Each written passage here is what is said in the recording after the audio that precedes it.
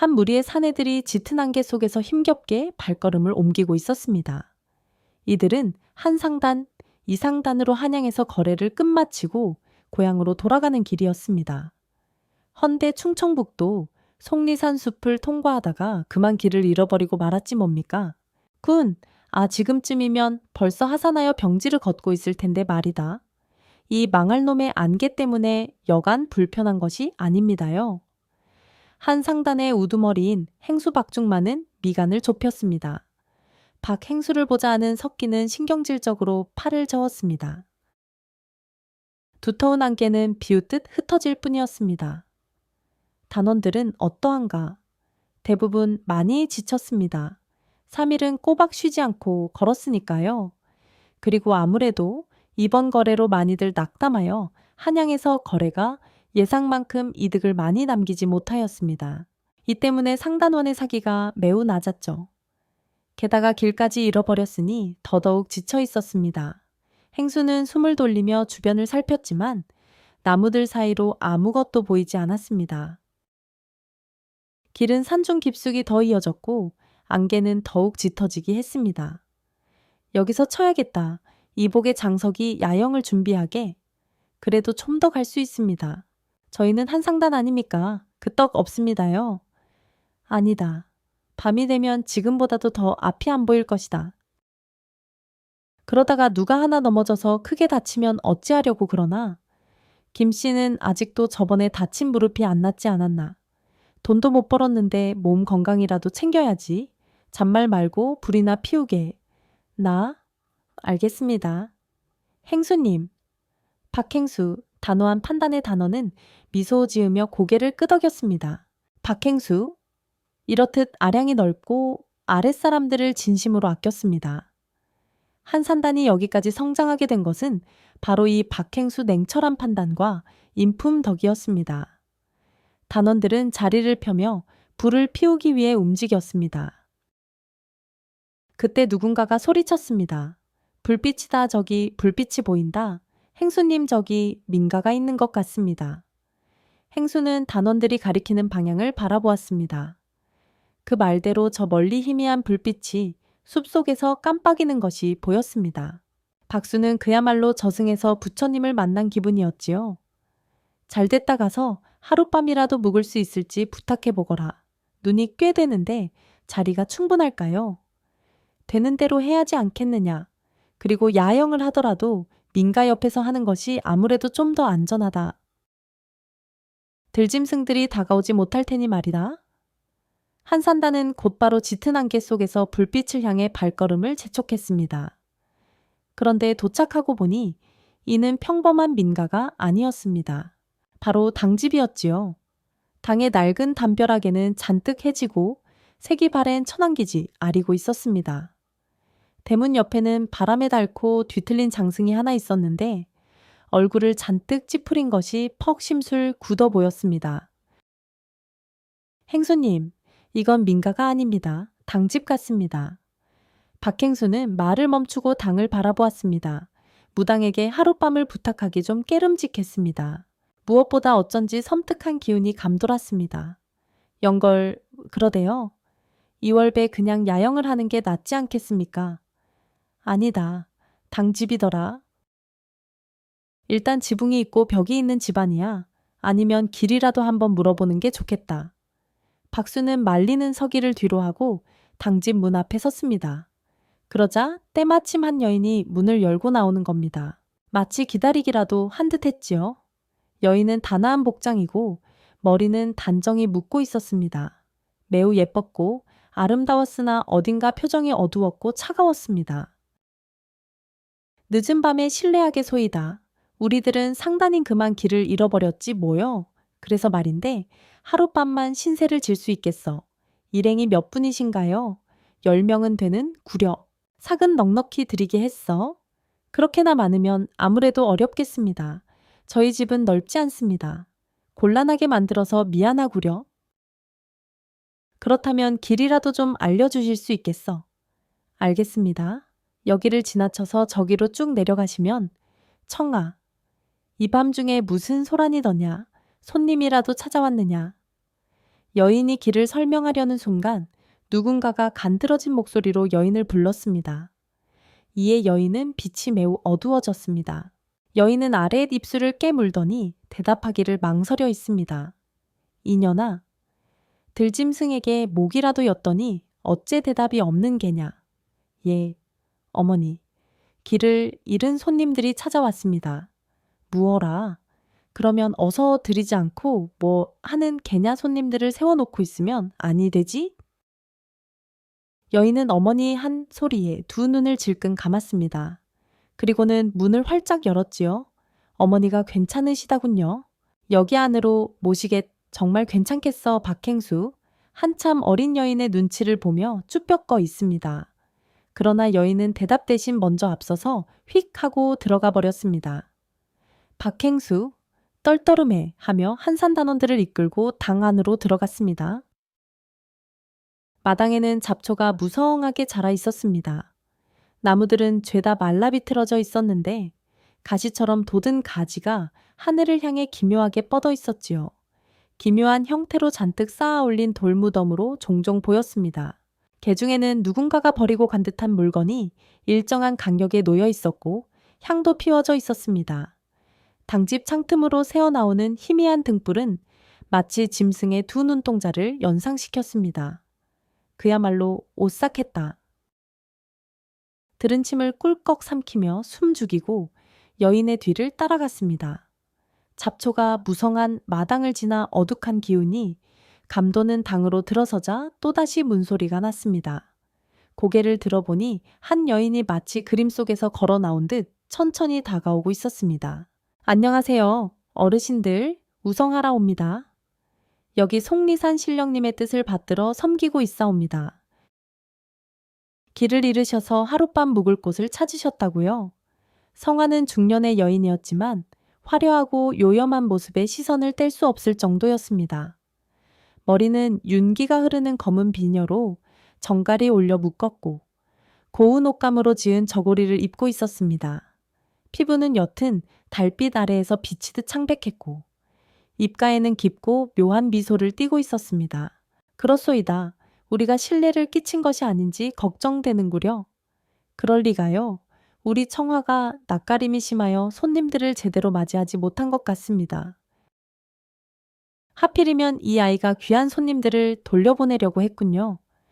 무당은 목소리마저 나긋나긋하다. 어딘가 싸늘한 느낌을 주었습니다. 그녀는 딸을 힐끗 바라보며 작게 한숨을 내쉬는 듯 했습니다. 죄송합니다, 어머니. 아, 괜찮습니다. 갑작스레 찾아온 것이 오히려 죄송하지 사람이 많아 이렇게 부탁드리는 것도 민폐가 아닐까 싶습니다. 그리 걱정하지 않으셔도 됩니다. 이쪽으로 모시겠습니다. 성화라고 밝힌 무당은 요사스러운 미소를 띠며 장지문 하나를 손으로 밀었습니다.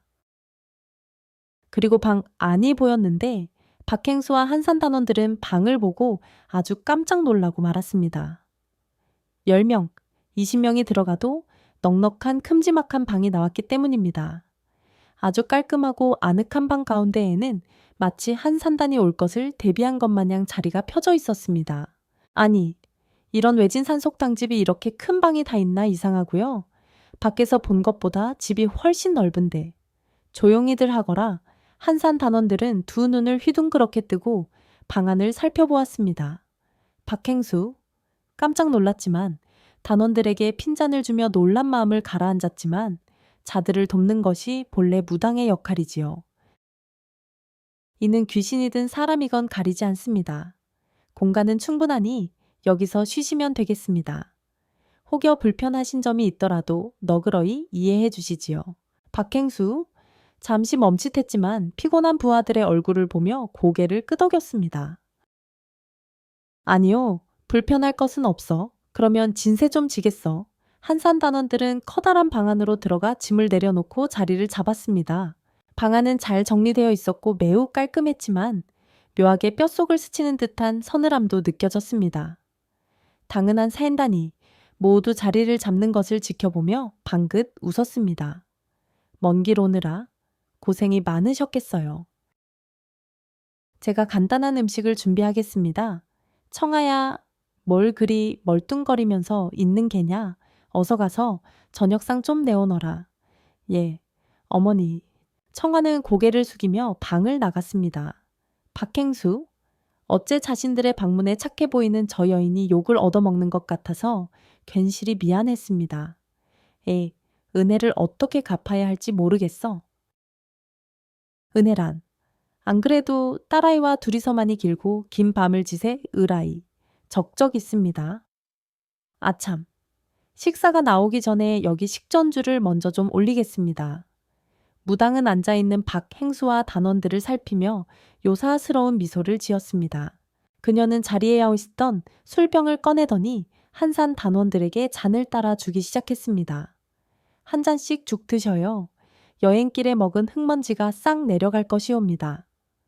나는 일이 완전히 끝나기 전에는 술을 삼가고 있어 마음만 받겠소.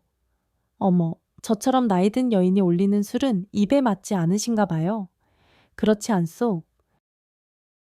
그저 오래된 습관일 뿐이요. 다른 단원들이 나 대신 맛있게 마셔줄 것이요. 박행수는 부드럽게 술을 거절하였습니다. 이에 무당은 잠시 두 눈을 개슴츠레하게 뜨며 표정이 굳었지만 언제 그랬냐는 듯 활짝 웃으며 다른 단원들에게 술을 돌렸습니다. 단원들은 꾸벅 고개를 숙이며 잔을 받고 술을 쭉 들이켰습니다. 이야, 이거 술맛이 끝내줍니다. 미인이 따라주시니 어째 더 맛이 좋구만요.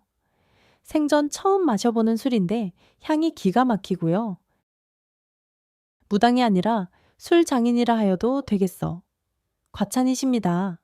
잠시 후 청아가 다시 나타나 커다란 쟁반에 음식을 가득 담아 들고 왔습니다. 그리고 상에 차렸는데 아주 상다리가 휘어질 것 같았습니다. 갓 구운 파전에 백김치, 각종 조림산 장아찌, 구운 생선, 심지어 돼지고기 수육까지 깔렸지만 저녁상이 아니라 어디 잔치집이라 해도 손색이 없었습니다. 상홀에서 이런 음식을 청하는 손재주가 좋답니다. 자, 어서 드시죠. 무당의 권유의 단원들은 허겁지겁 음식을 집어 먹었습니다. 박행수, 몇 점 음식을 집어 입에 넣어 보았는데 정말 깜짝 놀랄 만큼 맛이 있었습니다. 오히려 너무 맛있어서 박행수는 더더욱 수상했습니다. 아무렴 한양의 대감집에서 먹는 잔치상 요리보다 더 맛있으니 말입니다. 반면 다른 단원들은 정신을 놓고 미친 듯이 밥을 먹었습니다. 오랫동안 산을 헤매어 생각보다 더 허기가 졌던 것 같았습니다. 산속에서 이런 호사를 누리다니 오늘은 정말 운이 좋습니다. 맙소사, 어쩜 이리 맛이 좋을 수가 있습니까? 따님은 수락안에 들어가셔도 되겠습니다. 박행수, 여전히 의구심이 가득했습니다. 음식을 입에 대지 않은 채 조심스럽게 주변을 살폈습니다. 그러자 점점 단원들이 과격하게 밥을 퍼먹더니 이윽고 한 단원은 숟가락과 젓가락을 내던지고 손으로 냅다 음식을 집어먹기 시작한 것입니다. 이에 박행수는 눈살을 찌푸렸습니다. 이복에 아무리 배가 고팠다 해도 예의를 지켜야 하지 않나. 박행수 제지에도 단원들은 체만차해하며 머리를 쳐박고 밥을 먹을 뿐이었습니다. 뭔가 이상했습니다. 아무리 굶주렸다 해도 박행수 일이 말하는데 듣는 척도 하지 않으니 말입니다. 그런데 옆에 앉아서 얌전히 밥을 먹던 장석이 그릇에 머리를 쳐박고 걸신 들린 듯 밥을 먹었습니다. 다른 모든 단원들도 마찬가지였지요. 장석이 작가지 왜 그러나? 이해보다 못한 박수석이의 어깨를 확 잡아당겼습니다. 석이는 그러자 고개를 돌렸는데 아니 이럴 수가 장석의 얼굴은 돼지로 변해 있었습니다. 이를 발견한 행수는 그 자리에서 벌떡 일어났습니다. 이게 어찌 된 일이냐? 그는 당황하여 주변을 보았습니다. 그런데 모든 단원들이 장석처럼 돼지로 변해 음식을 개걸스럽게 먹고 있는 것입니다. 심지어 돼지고기를 뜯어먹으며 꿀꿀 소리를 내었습니다. 이보시오. 대체 이게 무슨 일이요? 박행수는 탁자를 세게 내려치며 호통을 쳤습니다. 이는 아무래도 사특한 요술이 분명했기 때문입니다. 그러자 무당은 자리에서 천천히 일어섰더니 간드러지게 웃음을 터뜨렸습니다. 아, 행수 나으리. 어찌하여 저희 술을 받으시지 않으셨습니까? 딸이 차린 맛있는 밥도 그저 깨작거리고 거참 예의가 너무 없으시군요. 반면 단원분들은 아주 예의 발라서 다행입니다. 무당의 간드러지는 웃음소리에 행수는 털이 모두 곤두서는 기분을 느꼈습니다. 이 당은 사악한 무당의 소굴이었던 것이지요. 이곳에서 당장 도망쳐 나와야 했습니다. 그러나 다리가 굳기 시작했습니다. 그러더니 손가락, 팔, 그리고 목까지 감각이 없어졌지요. 행수는 비명을 지르려고 했으나 곧 혀도 굳어서 한마디도 하지 못하였습니다. 이를 본 무당은 손을 탁탁 털며 박행수에게 다가갔습니다. 그래도 식사를 조금이라도 입에 대셨으니 약효가 돌았을 것입니다. 잘 되었구려. 덕택에 아주 재밌는 것을 구경하실 수 있을 테니 말입니다. 무당은 깔깔 웃으며 행수의 뺨을 쓰다듬었다. 뻣뻣하게 굳은 채로 박행수는 정신을 잃고 말았습니다. 시간이 흘렀습니다. 그리고 박행수는 어둠 속에서 정신을 차렸지만 손발이 단단히 묶인 채 어둡고 더러운 광에 쓰러져 있었습니다. 광 안에는 음산한 촛불이 몇 개가 놓여 있었는데 창도 없어서 아주 공기가 답답했습니다. 박행수는 어떻게든 손발을 움직여서 줄을 풀어보려고 애를 썼습니다만 소용없었습니다. 그때 방 한 구석에서 사각거리는 소리가 들려왔습니다. 박행수가 고개를 돌리자 무당 여인이 족자를 펼쳐놓고 붓으로 무언가를 그리고 있었습니다. 그녀의 손놀림은 섬세하고 우아했습니다. 어두운 광에서 홀로 족제 그림을 그리는 모습은 매우 기괴했다. 무슨 짓거리냐? 어떻게 할 생각이냐? 무당은 행수의 외침에도 아랑곳하지 않고 붓을 쥔 손을 멈추지 않았습니다. 그러다 마침내 고개를 들어 박행수를 바라보며 요사스러운 미소를 지었습니다. 때마침 깨어나셨군요. 마침 마무리를 하고 있었답니다. 행수님의 초상화를 그리는 일은 퍽 즐거웠습니다. 헌데 정말 재밌는 일은 아직 남았으니 걱정 마시지요. 이 정신 나간 것, 이런 짓을 저지르고도 하늘이 두렵지 않느냐? 죄송합니다만 지금 행수님은 저를 두려워해야 할 것입니다. 무당은 족자를 들어 박행수에게 보여주었습니다. 그것은 다름 아닌 박행수의 초상화였다. 몹시 생동감이 넘쳤고 금방이라도 그림 밖으로 튀어나올 것처럼 보였습니다. 박행수는 마치 자기 자신이 그림 속에 갇혀있는 듯한 괴리감에 손발이 덜덜 떨렸습니다. 무슨 짓을 하려는 개냐? 아름답지요? 아주 멋진 작품이 나왔습니다. 헌데 이게 끝이 아니랍니다. 이보다 진짜 재미를 보셔야지요. 이봐라. 청아야 손님에게 특별 대접을 해드리게 어서 그놈을 데려오너라. 무당의 외침에 청아가 광으로 들어왔습니다. 청아는 눈을 내리감은 채 슬픔이 가득한 표정이었습니다. 그리고 청아의 손에는 새끼줄이 들려 있었는데 새끼줄은 돼지의 목에 연결되어 있었습니다. 돼지는 꿀꿀거리며 청아의 손에 얌전히 이끌려 광으로 들어왔습니다. 그리고 돼지를 본 박행수는 아연실색하여 돼지는 분명 장석이 있습니다. 어찌 알아보았냐 하면 장석이 두 눈을 똑 닮았기 때문입니다. 박행수는 숨이 턱 막혔습니다. 이럴 수가, 장석이 자네 도대체 어찌 된 일인가? 오늘 그림도스럽게 완성되었으니 이를 축하하지 않겠습니까? 축하 자리에는 당연히 돼지고기가 있어야 하지요. 행수님은 식사를 제대로 못하셨지요. 제가 이 자리에서 아주 맛나게 구워서 대접하겠다. 무슨 짓인가 안 돼, 그만두게. 얌전히 계십시오. 내장도 빼지 않고 통으로 구울 수는 없지 않습니까? 무당은 박행수의 절규를 비웃으며 식칼을 들어 올렸습니다. 그리고는 돼지를 도축하기 시작하였고 이 끔찍한 광경에 행수는 비명을 질렀습니다. 돼지는 찢어지는 소리를 내며 몸부림쳤습니다. 무당의 칼질에 숨이 끊어져 바닥에 털썩 쓰러졌습니다. 무당은 본격적으로 돼지를 해체하였다. 끔찍한 소리가 광에 울려 퍼졌습니다. 박수는 얼굴을 돌리고 싶었지만 무당이 피가 묻은 손으로 행수의 얼굴을 잡아당겼습니다. 아니 너와 돼지 을리 끝까지 지켜보셔야죠. 제가 돼지 도축에 아주 도가 탔답니다. 자, 조금만 더 기다리십시오. 금방 구워서 한 점 드리겠습니다. 청아야, 당장 화로를 가져오지 않고 뭐 하는 게냐. 청아는 참담한 표정으로 화로를 가져왔습니다.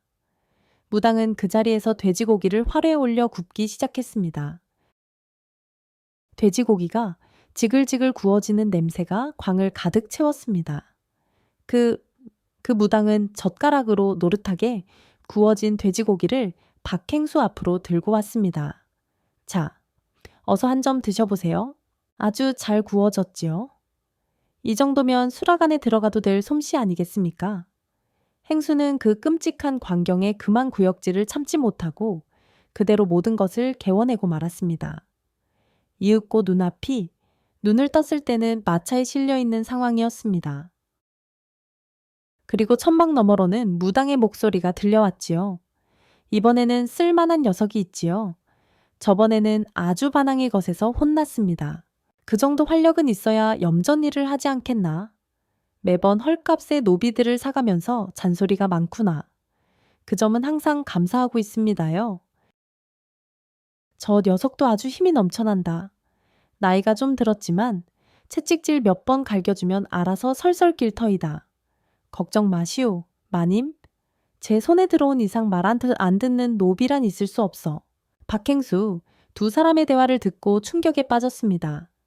무당이 자신을 노비로 염전에 팔아버린 것입니다. 한때 상단을 이끌던 행수가 이제는 노비로 팔려간 처지라니. 게다가 단원들은 모두 돼지가 되어서 도축당해 버렸습니다.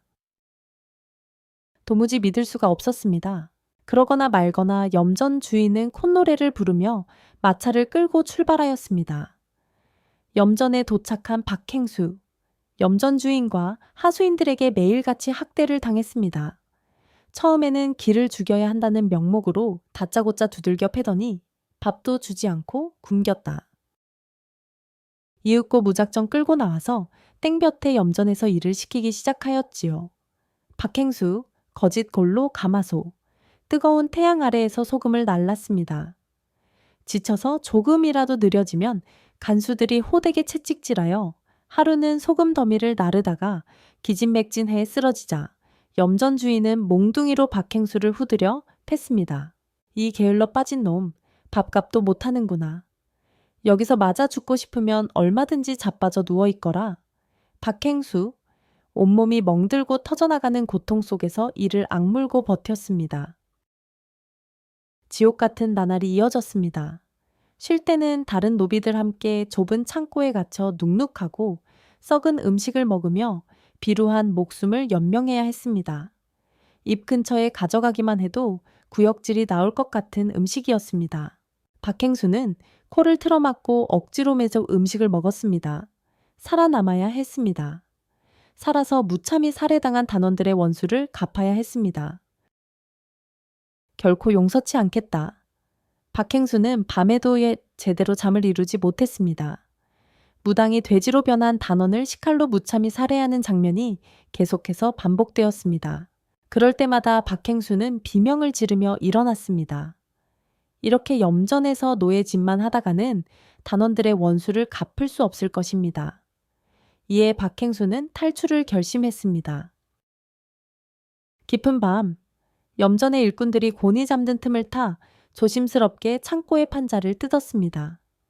그리고 땅을 파서 공간을 넓혔습니다. 손톱이 닳아 피가 나고 쓰라렸지만 박행수는 이를 악물고 계속해서 땅을 파냈다. 이틀이 지나고 일주일, 보름, 한 달 동안 꾸준히 개구멍을 만들었습니다. 그리고 마침내 구멍의 넓이가 충분해서 몸을 밀어 넣었습니다. 한참을 낑낑거려서 겨우 밖으로 빠져나올 수 있었습니다. 박행수는 곧바로 내달렸습니다. 염전을 탈출했다는 사실에 심장이 터질 듯 두근거렸습니다. 그러나 탈출은 실패하고 말았습니다. 박행수 탈출한 직후 하필이면 간수 하나가 노비들을 확인하러 왔다가 박행수가 사라진 것을 발견한 것입니다. 염전 간수들은 개를 풀어서 단숨에 박행수를 따라잡았습니다. 박행수는 이를 악물고 맨발로 산길을 뛰었습니다. 결국 붙잡히고 말았지요. 박행수는 꽁꽁 묶인 전주인 앞에 끌려왔습니다. 전주인은 분노에 찬 얼굴로 박행수를 내려다보았습니다. 달밤에 체조를 거하게 하였구나. 오랜만에 속세의 공기를 맛보니 어떻더냐? 기분이 좋더냐? 염전 주인이 윽박질렀습니다. 박행수는 허탈한 표정으로 아무 말도 하지 못하였습니다. 그때 간수가 행수를 걷어차서 넘어뜨렸습니다. 비명도 지르지 못하고 얼음장 같은 찬물이 끼얹어졌다. 정신이 번쩍 들었습니다. 곤장 80대이면 이놈이 정신 차릴까 어떻게 생각하나? 의리도 없지요. 이런 놈이면 대를 때려야 기가 꺾입니다. 그 말이 참 말이더냐고. 참 잔인무도하구나. 그러면 대까지는 치지 말까? 아니요. 그래 대까지는 치지 말고 120대 정도 갈겨서 아주 죽여놓아라. 그러면 오히려 고통이 덜하지 않겠느냐. 역시 나리입니다. 자비심이 넘치십니다. 분부대로 하겠습니다. 악독한 염전 주인과 간수들은 행수를 보며 비열한 웃음을 터뜨렸습니다. 행수는 질질 끌려서 곤장대에 올려졌습니다. 두 손 두 발이 단단히 묶이자 매서운 배질이 시작되었습니다. 박행수는 50대에서 기억을 잃었습니다. 이제 내려치는 장의 고통도 느껴지지 않았습니다. 그렇게 만신창이가 된 박행수는 다시 창고의 한 구석에 던져졌습니다. 차디찬 땅에 다짜 온몸이 부러지기라도 한 듯 고통스러웠습니다. 손가락 하나 까딱할 수 없었습니다. 박행수는 모든 희망을 놓고 눈을 감았습니다. 다시 눈을 떴을 때 박행수 창고의 구석에 누워 있었습니다. 넝마 같은 천이 하나 덮여 있었습니다. 온몸에는 더러운 붕대가 감겨 있었고 물에 적신 걸레 하나가 이마에 올려져 있었지요. 간신히 옆을 돌아보니 구부정한 허리를 하고 있는 한 노인이 보였습니다. 정신이 좀 드나 죽은 줄만 알았네. 어르신은 누구시오? 멍청한 질문을 하는구만. 뭐긴 뭐겠나. 자네와 똑같은 놈이지. 그거 신소리 말고 가만히 있게. 죽다 살아났네. 자네는 노인은 박행수를 정성껏 돌보았습니다.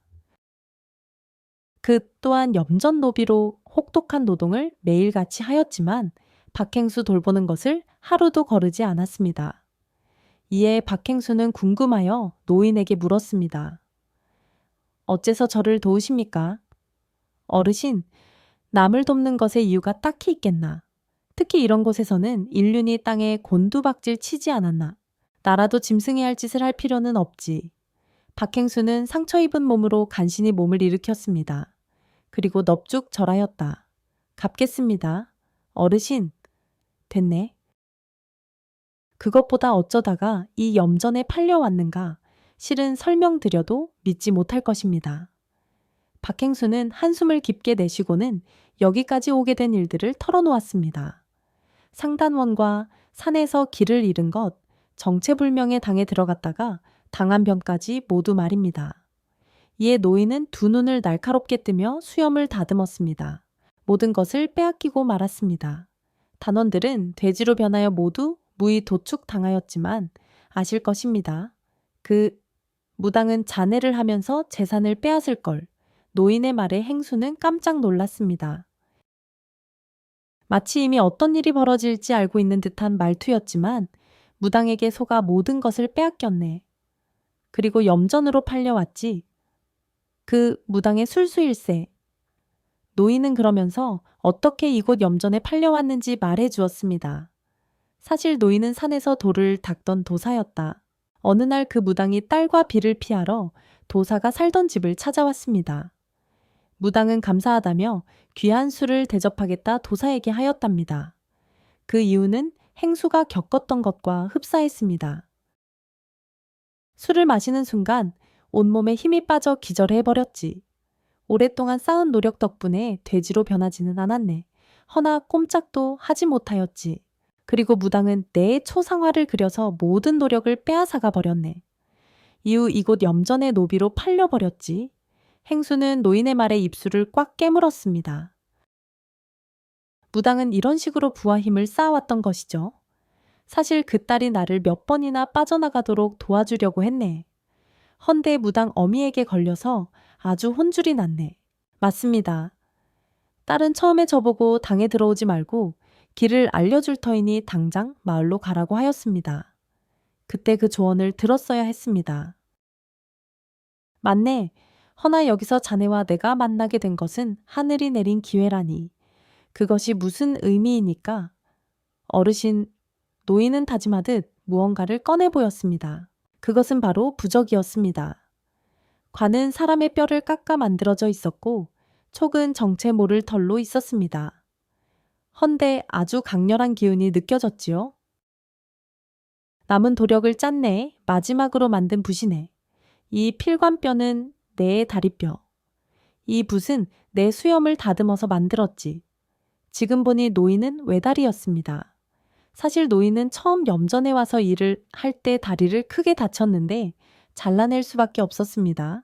그때 잘라낸 다리에 뼈를 이용해 만든 필관이었습니다. 이것만 있으면 무당에게 필히 복수할 수 있네. 그렇다면 여기서 탈출부터 해야겠군요. 박행수. 노인은 말없이 눈빛을 나눴습니다. 둘은 마침내 시들었던 의지를 다졌습니다. 그날부터 노인과 박행수, 고된 노동을 끝내면 계획을 세웠습니다. 보통 노비들은 곧바로 지쳐서 쓰러져 잠들었지만 노인과 행수는 달랐지요. 매일 염전 노비들을 지키는 간수들의 동선을 파악하며 빠져나갈 빈틈을 찾았습니다. 그러다가 알게 된 사실이 있었습니다. 염전 노비가 죽으면 염전의 간수들은 시신을 자루에 담습니다. 헌데 제대로 확인을 하지 않았습니다. 모든 시신이 담긴 자루 같으면 대충 마차에 실어서 상기슬게 던져버리고 왔지요. 뒷수습은 산짐승들의 몫이었습니다. 저희가 죽은 척하고 자루에 담겨 있는 것은 어떻습니까? 그것도 방법일 수 있네만 아직 확실치가 않네. 간수들이 혹여 얼굴을 확인할 수도 있으니 말일세. 행수와 노인은 죽은 척하고 빠져나가는 계획은 보류하였습니다. 그리고 다시 새로운 활로를 찾았지요. 허나 시간은 박행수 노인의 편이 아니었던 것 같았습니다. 그날은 바람이 매섭게 불어 저녁마저 쌀쌀했습니다. 행수와 노인은 간수들의 눈치를 보며 소금을 나르고 있었습니다. 그러다 노인이 큰 실수를 저질렀습니다. 쌓아두었던 소금 자루가 그의 손에서 미끄러져 땅에 떨어진 것입니다. 소금은 사방으로 흩어졌고 이 모습을 본 간수들이 분노하며 달려들었습니다. 이 늙은이가 일을 못할 거면 여기서 굶어 돼지든 아득바득 살아서 날 이렇게 열받게 만드나. 손목이라도 부러뜨려야 정신 차릴 거야. 노인은 간신히 손을 들어 만류하려 했지만 간수들은 그 말을 들으려 하지 않았습니다. 무지막지한 몽둥이가 그의 등과 어깨로 내리쳤습니다. 박행수는 이를 악물고 그 광경을 지켜보았습니다. 멈춰라, 그만두라고. 그러나 박행수의 애타는 외침에도 간수들은 폭력을 멈추지 않았습니다. 노인은 결국 땅바닥에 쓰러졌습니다. 간수들은 흩어진 소금을 발로 차며 욕설을 내뱉고는 자리를 떠났습니다. 그날 밤 박행수는 고된 몸을 이끌고 창고로 돌아와 쓰러진 노인에게 물을 건넸습니다. 노인의 얼굴은 이미 새파랗게 질려 있었습니다. 어르신, 괜찮으십니까? 이제 나는 여기까지인 모양일세 더는 버틸 힘이 없네. 무슨 말씀이십니까? 여기서 반드시 탈출해서 그 못돼 먹은 무당에게 복수해야 하지 않습니까? 박행수는 두 손으로 노인의 손을 잡았습니다. 노인의 손은 얼음처럼 차가웠습니다. 이복에 듣게 잘 들으란 말일세. 내 시신은 이 창고 구석에 숨겨두고 자네가 자루에 들어가 죽은 척하게. 그러면 빠져나갈 수 있을 걸세. 무슨 말씀입니까? 어르신은 안 죽습니다. 좀 더 버티시고. 아닐세. 어쩌면 이는 하늘이 정해놓은 명일 수도 있네. 나는 이제 천하여 이 속세로부터 자유로워지는 것이지. 다만 그대는 아직 풀어야 할 과제가 있네. 꼭 그것을 이루길 바라네. 박수는 말을 잇지 못했습니다. 그저 고개를 숙이고 눈물을 삼킬 뿐이었습니다. 붓을 꼭 가져가게, 잊지 말게. 반드시 그 무당에게 본때를 보여주. 나는 그 말 끝으로 깊은 숨을 내쉬며 조용히 눈을 감았습니다. 박행수 뜨거운 눈물을 흘리며 노인의 마지막 모습을 지켜보았습니다. 다음 날 새벽 박행수 노인의 시신을 창고 구석의 헛간 안에 숨겼습니다. 그리고 스스로 자루에 몸을 구겨 넣으며 죽은 척했습니다. 자루 안에서 박행수 간수들이 들어오는 소리를 들으며 심장이 터질 듯 두근거렸습니다. 이게 뭐야? 시신 자루인가? 어제 내가 두들겨 팬 늙은 놈이겠지. 하도 지독하게 패서 죽었을 테지. 뭐 확인해 볼까? 귀찮게. 더러운 노인 시신 다위 봐서 뭐 하겠나. 그냥 얼른 들고 치워버리세. 간수들은 자루를 마차에 던졌습니다. 덜컹거리는 마차의 진동이 몸을 흔들었습니다. 박행수 자루 안에서 이를 꽉 물고 움직이지 않았습니다. 긴 시간이 지나고 마차가 멈췄습니다. 산길을 얻습니다. 간수들은 자루를 마차에서 내려 바닥에 던졌습니다. 오늘 밤에 산짐승 놈들이 포식하게 그만 쓸쓸 배도 고픈데 우리도 밥이나 먹었어. 간수들은 비웃으며 떠났습니다. 한참 후 박행수는 조심스럽게 자루 밖으로 몸을 내밀었습니다. 마침내 자유를 찾은 것입니다. 그는 맑은 밤하늘을 올려다보며 깊은 숨을 내쉬었습니다. 어르신, 반드시 원수를 갚아드리겠습니다.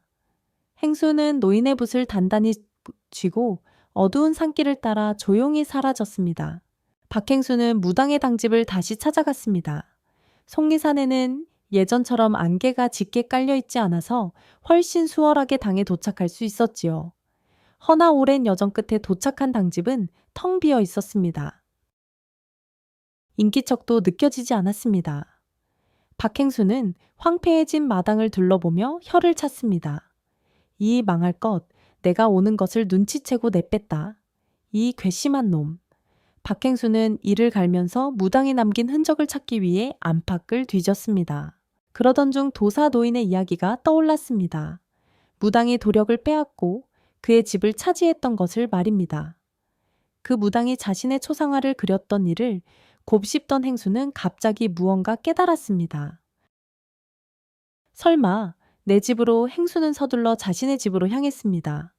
다시금 오랜 시간이 걸렸지만 이미 무당에게 복수할 생각에만 사로잡힌 박행수는 피로마저 느껴지지 않았습니다.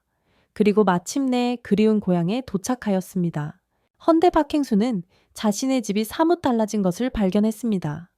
집은 마치 양반대감의 기와 집처럼 변모해 있었습니다. 새로 얹은 기와는 검은 비단처럼 윤이 났고 대문은 황금빛으로 장식되었습니다. 담장은 배처럼 하얗게 칠해졌으며 마당에는 거대한 석탑과 화려한 연못까지 조성되어 사치스러움의 극치를 이루고 있었습니다. 이를 본 박행수는 기가 막혀서 헛웃음이 나왔습니다. 아무리 한 상단의 행수라 하여도 이렇게까지 사치를 부리다니 무당이 얼마나 박행수 재산을 흥청망청 사용했는지 알 수 있었습니다. 그럼에도 박행수는 마음을 단단히 먹었습니다. 여기서 흥분하여 이를 그르칠 수는 없었지요. 박행수는 먼저 허름한 행사액으로 머슴으로 분했습니다.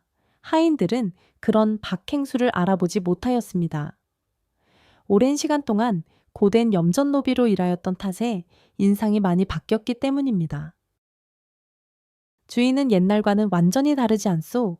맞소. 예전에는 소박하고 인자했는데 요새는 돈을 물쓰듯 쓰고 있으니 말이요. 같이 데려온 처자는 선녀처럼 착한데 여종으로 부리며 맨날 구박이나 하지 않소. 하여간 사람이 이렇게 한순간에 바뀌다니 이상한 일이요. 박행수는 이를 악물었습니다.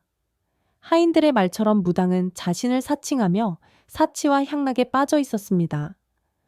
헌데 딸은 여전히 몸종으로 부리고 있었지요. 박행수는 이것을 이용하기로 마음먹었습니다. 어느 날 박행수는 무당의 딸이 마당에서 혼자 빨래를 하는 것을 보았습니다. 손은 터질 듯 부르터 있었고 그늘진 얼굴에는 깊은 피로가 서려 있었습니다. 행수는 조심스럽게 그녀에게 다가갔습니다. 저기 잠깐 이야기 좀 합시다. 누구시죠? 나를 못 알아보겠어. 딸 청아는 그제야 두 눈을 크게 지켜 떴습니다. 박행수 알아본 것이지요. 딸은 그러자 닭똥 같은 눈물을 뚝뚝 흘렸습니다. 그 어떤 사주의 말을 해도 못 자르겠지. 보아하니 가진 고초를 당하신 것 같습니다. 그어 단원들은 모두 돼지가 되어 짐승처럼 도축당했고 나 또한 염전 노비로 팔려가서 못 볼 꼴을 다 보았지. 그럼에도 난 살아남았어. 오직 그 무당에게 복수하기 위해서요. 이해합니다. 지금 이 자리에서 저희 목을 부러뜨려도 괜찮습니다.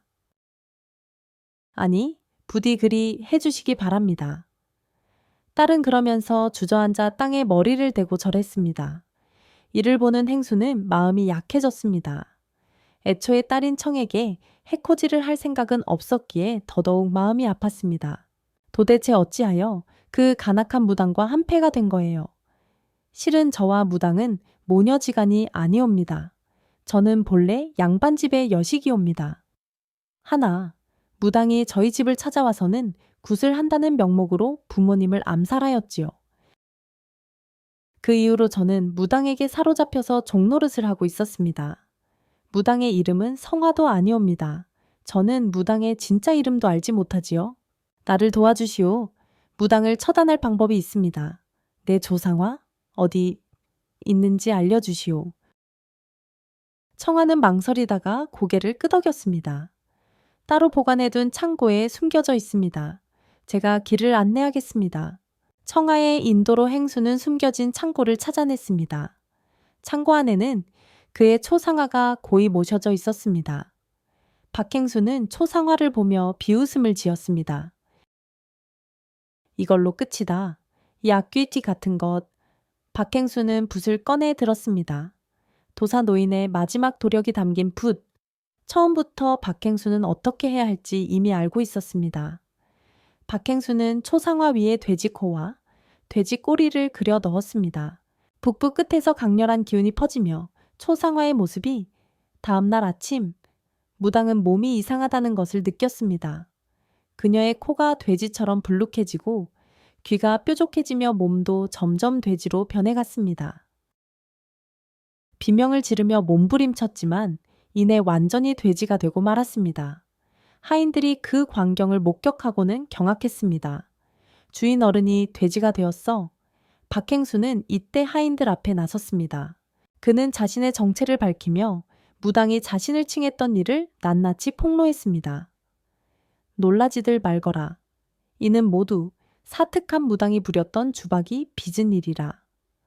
박행수가 모든 사실을 밝히자 하인들은 격분하여 돼지가 된 무당을 끌어냈습니다.